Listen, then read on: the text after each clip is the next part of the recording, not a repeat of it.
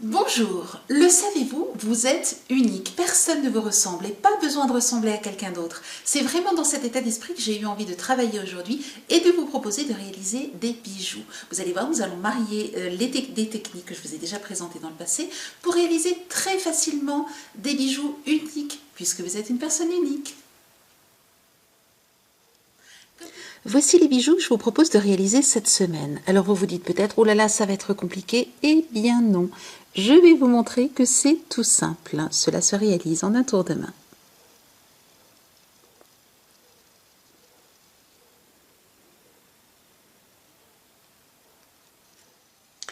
Commençons par le choix des supports que vous allez pouvoir décorer. Je vous ai très souvent montré la technique F-Color avec les supports en cuivre. Donc vous avez des tailles, des formes, des thématiques différentes. Vous voyez des animaux. Enfin voilà, tout un tas de supports que vous allez pouvoir retrouver dans la boutique qui sont donc en cuivre. Ensuite, vous avez ces éléments. Là aussi, vous avez des formes différentes. Ici, j'ai simplement pris le pendentif et les boucles d'oreilles. Et dans ces éléments, vous avez un petit élément qui se défait sur lequel on va pouvoir mettre la poudre F-Color, la cuire et venir le replacer tout simplement. Donc c'est vraiment ultra rapide et ultra simple à réaliser. Vous pouvez vous faire des bijoux en 2 temps 3 mouvements. Et puis aujourd'hui, ce que j'aimerais vous montrer, ce sont ces éléments par contre sur lesquels nous allons inventer une forme. Vous avez donc le bracelet, tous ceux-ci sont adaptables bien entendu à la taille de vos doigts, peu importe la taille. Et puis vous avez des bagues donc ici un petit peu dans le style baroque, comme celle-ci, où vous avez une bague plus classique et vous allez donc pouvoir choisir et créer un bijou unique. Choisissez les couleurs de poudre que vous aimez et n'oubliez pas qu'il vous faut toujours un tamis pour chaque couleur de poudre.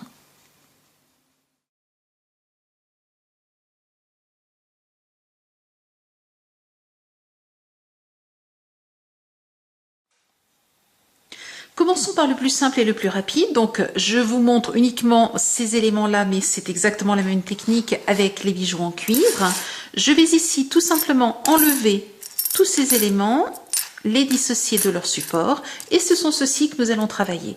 Je commence par utiliser un bloc à poncer et je vais venir poncer l'élément de façon à ce qu'il ne soit pas parfaitement lisse pour que la poudre puisse ensuite bien adhérer. Choisissez ensuite les poudres que vous souhaitez utiliser. Donc ici, j'utilise du mauve, du lilas et j'ai bien envie d'argenté pailleté. Je vais donc tout simplement retourner sur ma feuille, de façon à ne pas faire un gros tas là-dessus. Je vais retourner mon flacon et je vais venir généreusement saupoudrer. Donc vous voyez que ceci peut être même fait par des enfants, c'est simplissime. J'ai bien envie maintenant de rajouter un petit peu de lilas, ici comme ceci en biais, et ensuite un petit peu d'argenté pailleté. Vous voyez que j'ai préparé, donc je vais cuire mes éléments sur un carrelage, j'ai préparé une petite feuille d'alu et je vais simplement transférer ces éléments ici et ensuite les cuire. Une petite astuce, vous voyez, je me place sur le bord de mon carrelage, puisque je travaille aussi sur un carrelage, et je viens avec la lame coupante donc pour la polymère, je viens, ou alors vous avez aussi un petit élément qui vous permet donc de faire ce transfert dans le kit, et voilà, je viens les placer donc sur ma table de cuisson en fait, mon support de cuisson. Les éléments sont déjà cuits, vous voyez que la surface est bien bombée et lisse et que vous avez mis assez de poudre et que vous avez laissé cuire suffisamment longtemps. Il ne reste plus qu'à mettre un point de colle dans votre navette et à coller ainsi vos éléments, aussi bien boucles d'oreilles que pendentifs.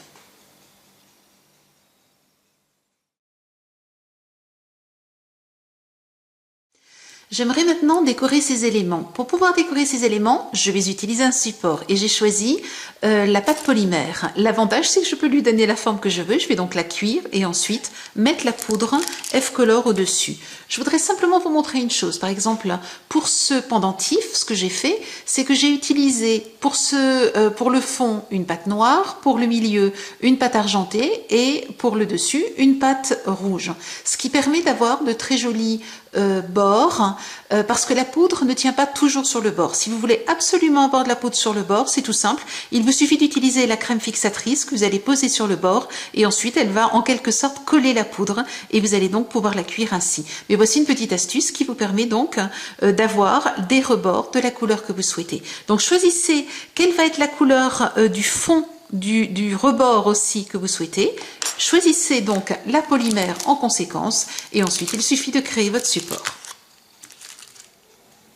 Comme toujours, commencez par travailler votre polymère de façon à ce qu'elle soit bien malléable et ensuite vous allez pouvoir en faire ce que vous souhaitez en la modelant, en l'aplatissant et en utilisant par exemple des emporte-pièces avec les formes que vous souhaitez. Là, vous allez pouvoir vraiment jouer avec les formes et donc réaliser un bijou unique.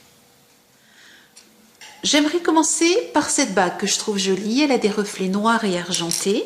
Je vais donc tout simplement travailler mon support. J'aimerais quelque chose de très sobre, de rond.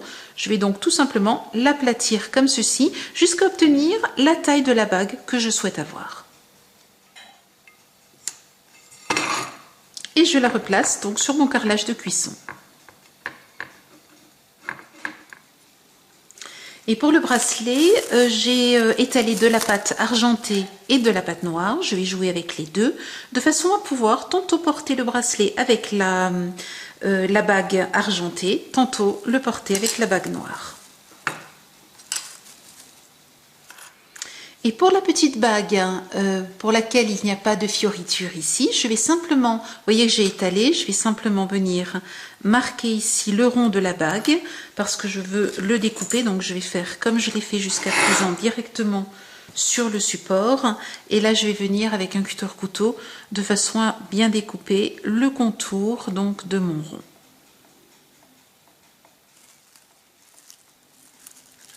J'utilise à nouveau mon plastique alimentaire de façon simplement à écraser les bords, de façon à ce que ce soit plus joli. Je travaille ensuite de la pâte polymère Bordeaux et j'aimerais faire une petite rose. Je vous ai déjà montré comment on le fait. On commence par un petit bout qu'on va enrouler sur lui-même de façon à faire le cœur de la rose. Ensuite, on va l'appliquer, le faire tenir comme ceci et ensuite ce ne sont que des petites boules que l'on écrase et on fait des pétales tout autour donc du cœur que je viens de faire comme ceci.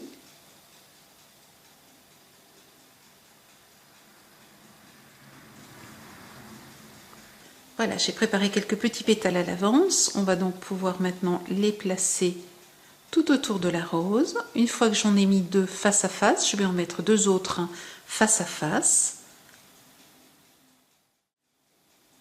Et ensuite, je vais tourner tout autour de la rose. Et ainsi de suite, jusqu'à ce que vous ayez la taille de la rose que vous souhaitez. Pour ce bracelet, qui peut d'ailleurs être aussi un collier si vous enlevez simplement les éléments de chaque côté pour rajouter une chaîne, ce que je fais, c'est que je voudrais donc une base blanche. Je fais donc un boudin et je vais découper 1, 2, 3, 4, 5, 6 éléments identiques. Donc j'enlève le bout pour être sûr de ne pas me tromper dans les mesures. 1, 2, 3, 4, 5 et 6. Je fais ensuite une boule et je vais simplement venir ici l'écraser dans le fond donc de mon support. Une fois que toutes mes boules de pâte sont écrasées au fond du support, je prends un tapis à relief. Alors je vous le montre pour vous montrer une autre idée, mais vous pouvez tout à fait le laisser naturel. Ce que je veux, c'est donner du relief donc à ces perles en quelque sorte, à ces éléments. Donc j'écrase et je vais sur chacun donner un relief. Ensuite, je vais les mettre au frigo de façon à ce qu'ils durcissent et que je puisse les enlever du support sans les déformer, de façon à pouvoir les cuire.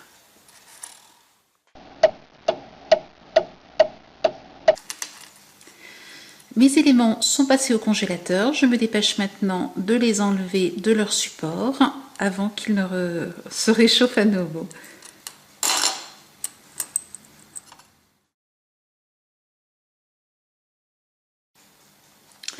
Voilà, j'ai tous mes éléments, vous voyez, ils sont durs, ils sont cuits. Ce que je vais faire maintenant, c'est saupoudrer et je pars de ma première bague, donc celle-ci, sur laquelle je souhaitais simplement avoir un élément comme ceci. Ce que je veux ici, c'est utiliser de la poudre texturée noire. Je vais donc la saupoudrer. Et je vérifie qu'elle tient bien sur le côté. Si ça n'était pas le cas, alors je vérifie. Voilà. Sachez que si vous vous trompez, il n'y a aucun souci après cuisson. Eh bien, vous reprenez votre élément, vous ressaupoudrez et autant de fois que vous voulez jusqu'à ce que vous ayez le résultat que vous souhaitez. Donc là, cela me convient. Je vais maintenant le mettre sur ma plaque de cuisson. Pour le bracelet, j'ai très envie de superposer mes deux ovales comme ceci. Je vais donc commencer par le noir. Ici, je souhaiterais mettre, alors je vérifie que j'ai, oui, le noir structuré. Je vais donc couvrir de noir structuré sur l'ensemble. Et ensuite, je vais placer le gris au-dessus. Et en fait, la poudre qui est là-dessous va pouvoir coller le gris qui est au-dessus.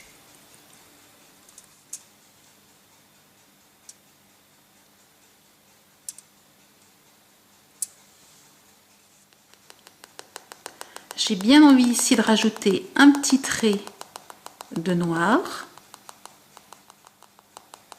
que je vais continuer avec un petit trait d'argenté.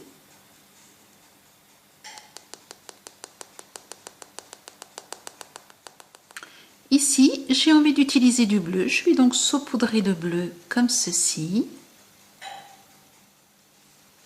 Et je vais ensuite simplement venir avec mon doigt enlever l'excédent de façon à faire réapparaître les reliefs. Vous allez donc avoir un bleu un petit peu plus clair sur les reliefs.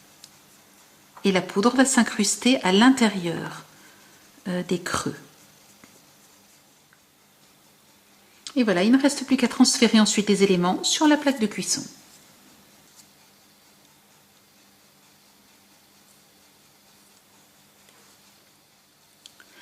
Comme la rose n'est pas plate, je rajoute dessus au pinceau de la crème fixatrice qui me permet, je vous en parlais tout à l'heure, pour les éléments qui ne sont pas plats, si vous voulez avoir par exemple sur les rebords ou sur des éléments un petit peu plus bombés, si vous voulez avoir, vouloir que la poudre F-Color tienne bien, vous allez placer cette crème fixante et ensuite saupoudrer et la poudre tiendra.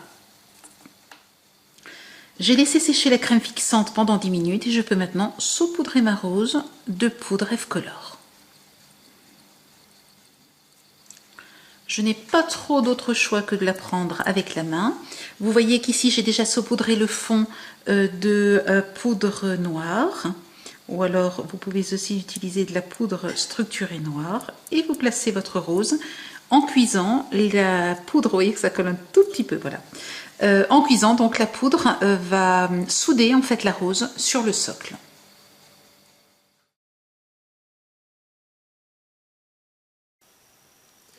Une fois que vos éléments ont fini de cuire, eh bien c'est tout simple. Vous allez pouvoir les coller avec la colle à bijoux sur les supports. Donc cela peut être sur le bracelet. Vous voyez par exemple qu'ici j'ai rajouté des petits strass. Donc soit vous utilisez des strass en cristal et vous pouvez les cuire, soit comme ici des strass autocollants.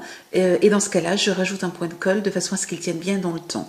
Vous allez donc pouvoir ainsi créer vos propres bijoux et les adapter au goût et aux couleurs que vous aimez. Pour le bracelet, si vous remarquez que les petits ronds sont un petit peu trop grands par rapport à ce que vous avez après cuisson, ne vous inquiétez pas, vous pouvez tout à fait les découper soit avec un cutter ou tout simplement en les ponçant.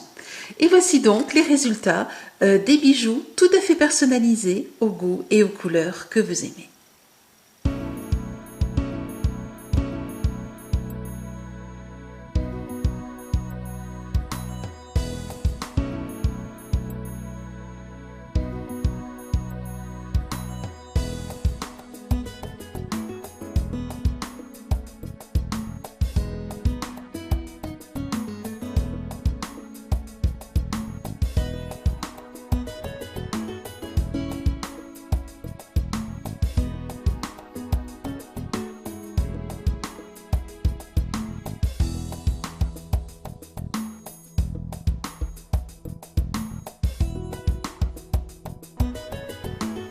Comme toujours, vous retrouvez dans notre boutique tous les produits que j'ai utilisés dans cet atelier et dans les tutoriels associés. Je vous souhaite une très belle semaine créative. À très bientôt. Au revoir.